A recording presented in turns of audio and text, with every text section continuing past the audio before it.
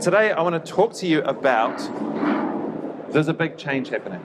There is a new wind in the air. And what's going on is that every company in the world is changing what they are being perceived as. So if you look at this wall of logos, you see companies that are product companies, you see sports companies, you see hardware companies. But the thing that unites all these companies is not that they are product companies or anything else, it's that they're all becoming media companies. So they are a media company that sells cars, a media company that sells bikes, a media company that sells sports goods. And this is the big change that's happening, that we're seeing across the industry. And what it means is that if you're a media company, like an actual media company, you're now competing with all of those other brands for eyeballs, because all you have is attention, a finite amount of attention from an audience. And now they are trying to get the audience, and everyone else is trying to get the audience, everyone is trying to create repeatable content and capture eyeballs and capture them wherever they are hanging out. But the thing is that they're not hanging out where they used to hang out. Distribution is completely democratized.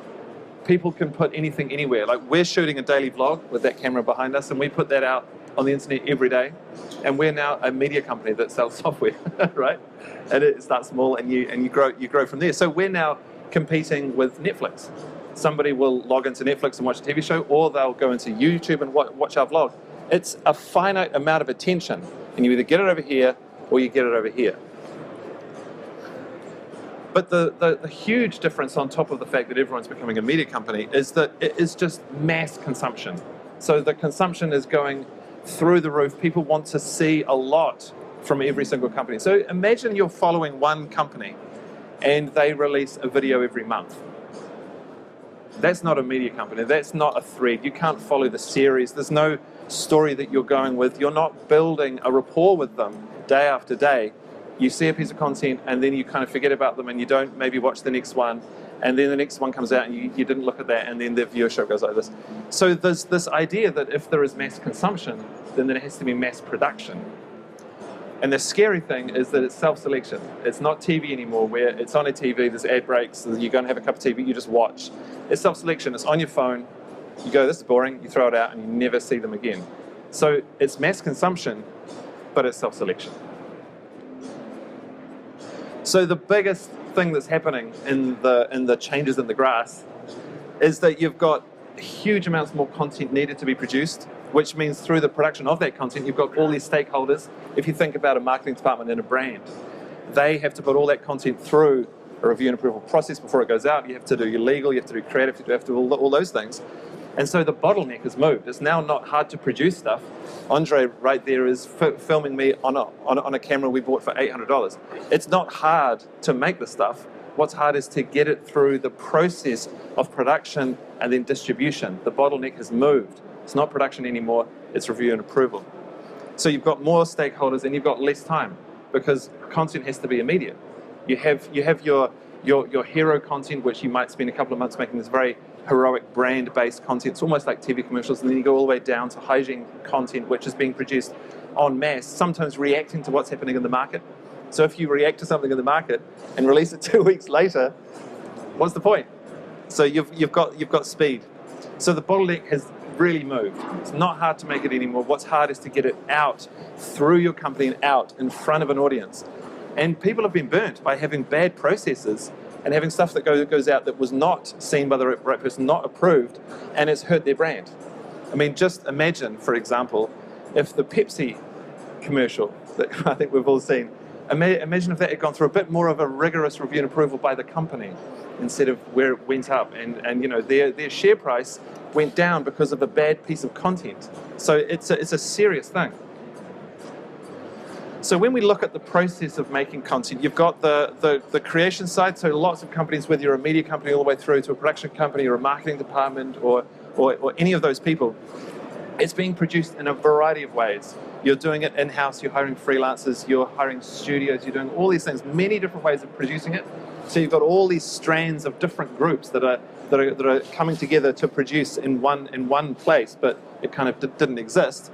And on the other side, you've got publishing out to Bright Cove, out to Vimeo, out to YouTube, Instagram, Facebook, Twitter, LinkedIn is just about to launch a video publishing arm. Like everywhere that you hang out on the internet will be a video network soon.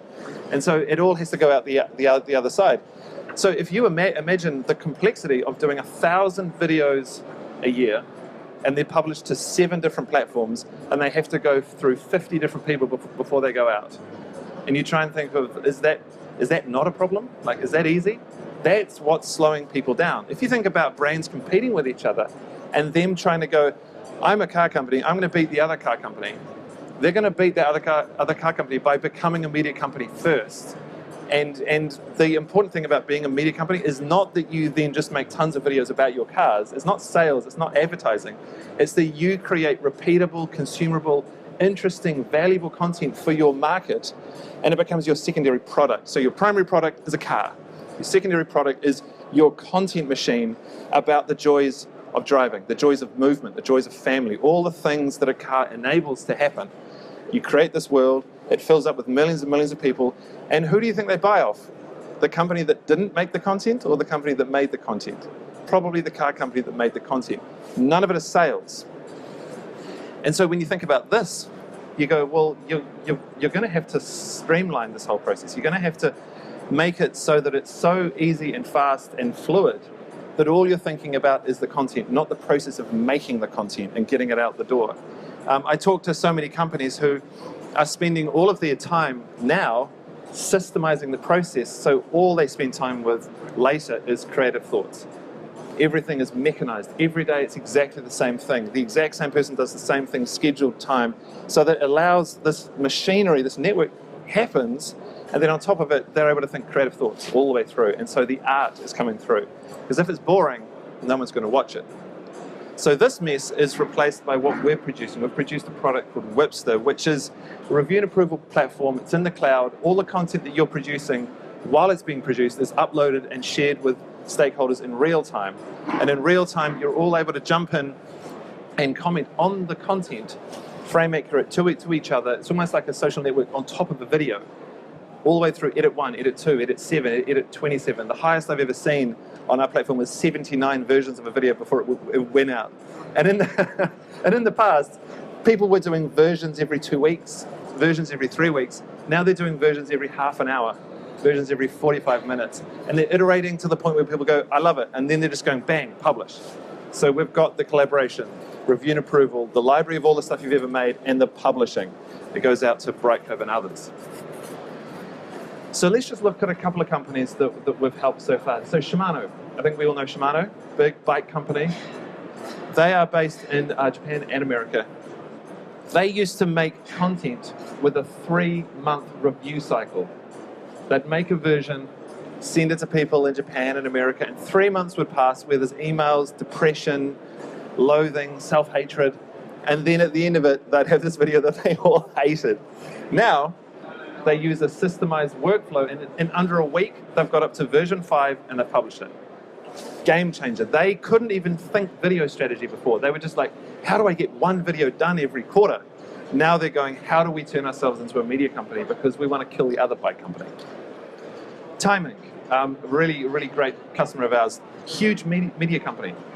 Just one part of their content machine is making short-form, engaging, entertaining content for Facebook, Twitter. Before us is in the dark blue, with us is in the green. Really interesting thing here, this is on the same budget. They didn't change the team, they didn't change how many employees they had in this area, they didn't change any of the hardware, any of the software, except adding Whipster to the workflow. They went from just over 1,000 videos a year to just over 2,000 videos a year. Same people, same everything. And the key thing here was that they were able to iterate. They made a video, they put it in front of an audience. They ad spend on Facebook, watch, come back, change it, put it out again, watch.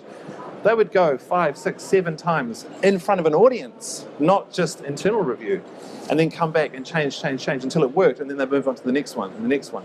Systemizing review, they've got the exact person at the exact time of day who reviews these 15 things.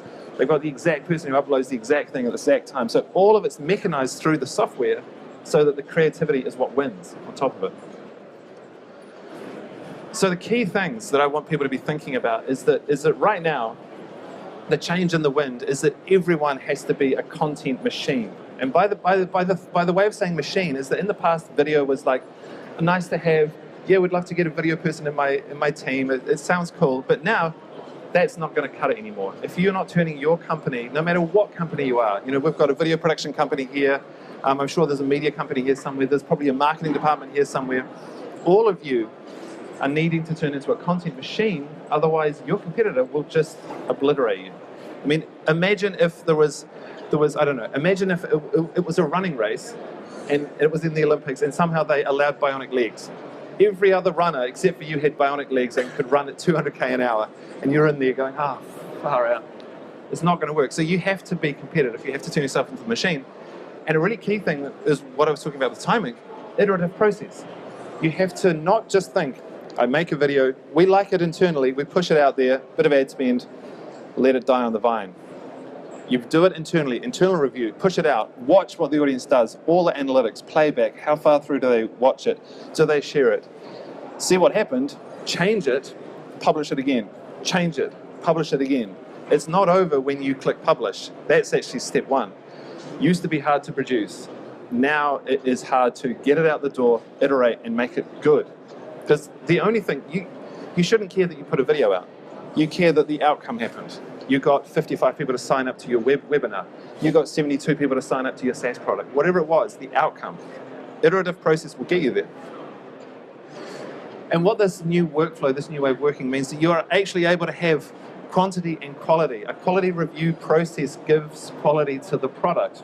If you're having a terrible review, people aren't engaged, they're not watching, they're not giving ideas, the video is just getting worse and worse. It's just being left out. It's not on brief, it's not on brand, it doesn't quite work. You put it on YouTube and forget about it. What was the point of that? You just invested maybe 25 grand on that video and it just went nowhere. There's no ROI. You're not going to get the budget to do it again the next year. So now you can do quantity and quality, and you can do it at speed because you're competing with everyone else. Everyone is a media company. So that's what I wanted to leave you with. So this is Whipster, where we allow people to create better content faster. If you want to come and see a demo, have a chat with us about anything, you can come to booth B41, which is the bright curve one. So if you look around, you'll see a huge bright curve, and we're in there hanging out with our buddies. Thanks for hanging out.